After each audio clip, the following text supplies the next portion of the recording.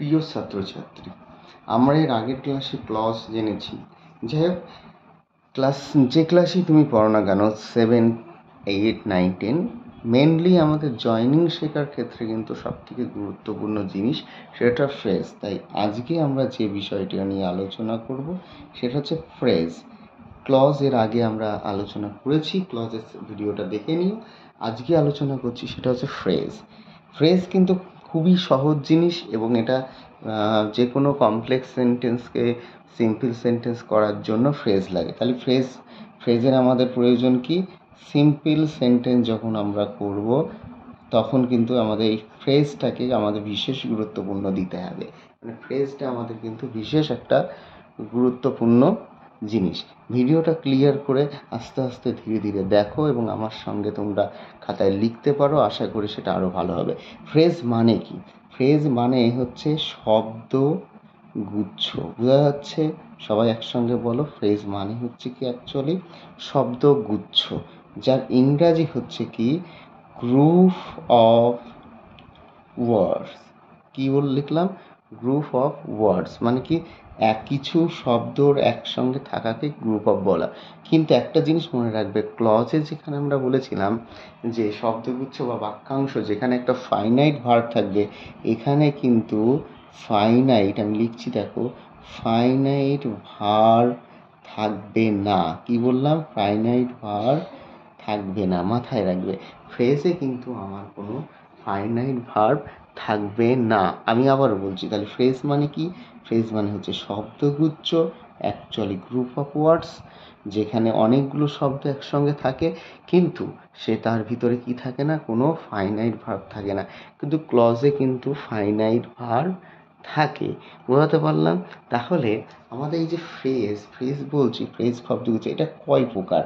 Mainly তোমাদের জানতে হবে সেটা হচ্ছে 3 প্রকার ফ্রেজ আমাদের জানতে হবে। কি কি 3 প্রকার ফ্রেজ মূলত তোমাদের পরীক্ষায় আসে, যেমন ক্লাস 8-এ আসবে। এই 3 প্রকার ফ্রেজ এবং আইডেন্টিফিকেশন করতে হবে। প্রথম ফ্রেজ হচ্ছে অ্যাডজেক্টিভ ফ্রেজ। কি ফ্রেজ? Adjective phrase. বুঝে গেল? প্রথম জানবো আমরা কি অ্যাডজেক্টিভ ফ্রেজ। অ্যাডজেক্টিভ কি আমরা সবাই জানি। তারপরে জানবো অ্যাডভার্ব ফ্রেজ। কি ফ্রেজ? সবাই বলো মুখে, অ্যাডভার্ব ফ্রেজ। আর লাস্টলি যেটা আমাদের ভেরি কনফিউশন টপিক, সেটা হচ্ছে কি নাউন ফ্রেজ। এটা কিন্তু খুবই কনফিউজড একটা টপিক, আমাদের এইগুলো খুবই গুরুত্ব সহকারে জানতে হবে। অ্যাডজেক্টিভ ফ্রেজ কাকে বলে, অ্যাডভার্ব ফ্রেজ কাকে বলে, নাউন ফ্রেজ কাকে বলে, চলো আমরা বাংলায় আলোচনা করি। আশা করি তোমরা যদি আমার সঙ্গে থাকো, একবার যদি ভিডিওটি পজ করে করে ভালো করে দেখতে পারো, আশা করি পরীক্ষায় যে যত রকমই আইডেন্টিফিকেশন আসুক ফ্রেজের, অনায়াসে এক দেখাতেই তোমরা করতে পারবে। তাই চলো এবার আমরা শুরু করি ফ্রেজ। আচ্ছা, প্রথমে আমি আর একবার রিভিশন করে দিই। ফ্রেজ বলতে শব্দগুচ্ছ, অর্থাৎ একটি বাক্যের মধ্যে এমন কিছু শব্দগুচ্ছ থাকে যেটির ভিতরে কোনো ফাইনাইট ভার্ব থাকে না, সেইগুলোকে বলা হচ্ছে ফ্রেজ। আমাদের পরীক্ষায় আসবে যে ফ্রেজের আইডেন্টিফিকেশন। তাহলে আমরা ফ্রেজের আইডেন্টিফিকেশনে জানতে পারছি যে ফ্রেজ হচ্ছে 3 প্রকার, একটা অ্যাডজেক্টিভ, অ্যাডভার্ব, নাউন। এছাড়াও ফ্রেজের আরও অনেক ভাগ আছে, সেগুলো যখন উচ্চতর গ্রামারের ক্লাসগুলো তোমরা ফলো করবা তখন জানতে পারবে। এটা হচ্ছে আমরা basic grammar up to class 10 পরীক্ষায় যেগুলো আসে সেগুলো সম্পর্কে আমরা আলোচনা করছি। চলো এবার অ্যাডজেক্টিভ ফ্রেজ কাকে বলে সেটা আমরা দেখে নিই। তাহলে সর্বপ্রথম তাহলে আমরা আজকে শিখব যেটা হচ্ছে কি অ্যাডজেক্টিভ ফ্রেজ। কি ফ্রেজ? আমরা অ্যাডজেক্টিভ ফ্রেজ। এই ফ্রেজটা কিন্তু আইডেন্টিফাই করা খুবই সহজ। আচ্ছা, অ্যাডজেক্টিভ মানে কি? অ্যাডজেক্টিভ মানে আমরা জানি যে নাউন আর প্রোনাউন। কার? আমরা এখানে লিখতে পারি নাউন বা প্রোনাউন। নাউন বা প্রোনাউনের দোষ গুণ ভালো মন্দ, অর্থাৎ দোষ গুণ ভালো মন্দ এসে আমরা ছোটোবেলা থেকে শিখে আসছি। দোষ গুণ ভালো মন্দ, অ্যাডজেক্টিভে নাউনের দোষ গুণ ভালো মন্দ আইডেন্টিফাই করা হচ্ছে অ্যাডজেক্টিভের কাজ। তার মানে আমরা যদি কোনো বাক্যে অ্যাডজেক্টিভ ফ্রেজ আইডেন্টিফিকেশন করতে চাই, তাহলে সেই বাক্যের ভিতরে যে শব্দগুচ্ছটির মধ্যে কোনো ভার্ব থাকে না, সেই শব্দগুচ্ছটা যদি নাউন বা প্রোনাউনের দোষ গুণ ভালো মন্দ অবস্থান এই জাতীয় কোনো কিছু বোঝায়, তাহলে সেটা অ্যাডজেক্টিভ ফ্রেজ। তাহলে উদাহরণ দিয়ে আমরা বোঝার চেষ্টা করি। আমি দুটো উদাহরণ লিখব। 1 নম্বর উদাহরণ হচ্ছে she is a beautiful lady. আচ্ছা, তোমরা কি লক্ষ্য রাখছো কি বলেছি? She is a beautiful lady. এই বাক্যে ভালো করে দেখো নাউনটাকে, নাউনটা হচ্ছে এইটা, লেডি হচ্ছে নাউন, সে লেডি এটা হচ্ছে নাউন, অর্থাৎ এই বাক্যে শীত জায়গায় সেটা যে কোনো রিতা হতে পারে, সীতা হতে পারে, যাই হোক না কেন, তাহলে এটা হচ্ছে কি লেডি। অর্থাৎ এই যে বিউটিফুলটা কিন্তু, এই বিউটিফুলটা কিন্তু এখানে পিওরলি অ্যাডজেক্টিভ হিসেবে, পার্টস অফ হিসেবে কাজ করছে, অ্যাডজেক্টিভ। এটা কিন্তু আমরা কোনোভাবেই নাউন ফ্রেজ বলতে পারি না। তাহলে নাউন ফ্রেজ করতে গেলে দেখো কীভাবে করছি, আমরা এটাকে লিখতে পারি she is a lady of beautiful. আমরা লিখতেই পারি she is a lady of beautiful. তার মানে কি তিনি হন একজন সুন্দরতম, অর্থাৎ সুন্দরের মেয়ে, অর্থাৎ সুন্দর লেডি। অর্থাৎ এই যে আমরা দেখলাম, এইটাকে বলা হচ্ছে কি অ্যাকচুয়ালি অ্যাডজেক্টিভ ফ্রেজ। বোঝাতে পেরেছি আশা, তোমরা বুঝতে পেরেছো? অর্থাৎ যে বিষয়টা আগের বাক্যটা দেখো বিউটিফুল লেডি করেছি, এটা কিন্তু অ্যাডজেক্টিভ না। লেডি আলাদা পার্টস অফ পিস, এটা কিন্তু আলাদা পার্টস অফ পিস। তার মানে এটা কিন্তু অ্যাডজেক্টিভ হিসেবে কাজ করছে বাক্যের, এটা হচ্ছে লেডি। কিন্তু আমি যখন লেডি অফ বিউটিফুল লিখছি তখন কিন্তু এটা বিউটিফুল হিসেবে কাজ করছে না। যেরকম আমি লিখতে পারি যে girl of bravery, girl of bravery. অনেক সময় বলতে পারি যে গার্ল অফ কিসের তৈরি, গার্ল অফ মেভারি মানে কি সাহসী।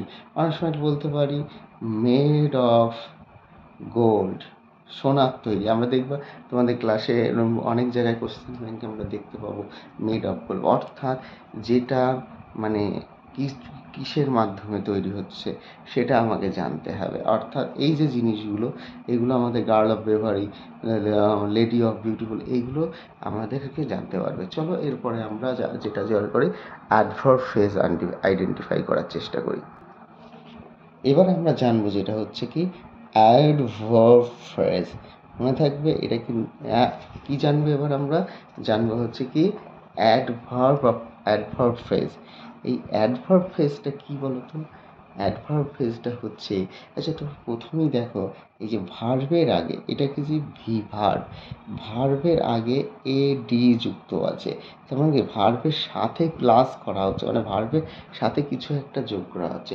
আমরা জানি কি আগে যেমন জিজ্ঞেছিলাম অ্যাডজেক্টিভ ফ্রেজে নাউনের দোষ গুণ ভালো করে দেয়, কিন্তু এখানে ভার্বের কি অ্যাডভার্বের কাজ হচ্ছে ভার্বের টাইমটাকে নির্ধারণ করা, ভার্বের প্লেসটাকে নির্ধারণ করা, আর ভার্বের ম্যানারটাকে, অর্থাৎ ভার্বটা কীভাবে কাজ করছে এই ম্যানারটা, অর্থাৎ এই তিনটে জিনিস আমাদের কিন্তু অ্যাডভার্ব আমাদের আইডেন্টিফাই করে। অ্যাকচুয়ালি চলো ফার্স্টলি আমাদের অ্যাডভার্ব সম্পর্কে জেনে নিই। অ্যাডভার্ব আমরা এর আগের ক্লাসে তোমাদেরকে শিখিয়েছি যে অ্যাডভার্ব কি। অ্যাডভার্ব মূলত আমাদের জানতে হবে কয় প্রকারের হয়। অ্যাডভার্ব হয়, এক নম্বর হচ্ছে টাইম, অর্থাৎ টাইম অফ অ্যাডভার্ব, তারপরে হয় প্লেস, তাই তো? এটা আমরা বলো, মুখে বলো প্লেস। তারপরে 3 নম্বর হয় হচ্ছে কি ম্যানার, 4 নম্বর হয় কি ফ্রিকুয়েন্সি। মনে পড়ে তোমাদেরকে শেখানোর সময় ছিল ফ্রিকুয়েন্সি।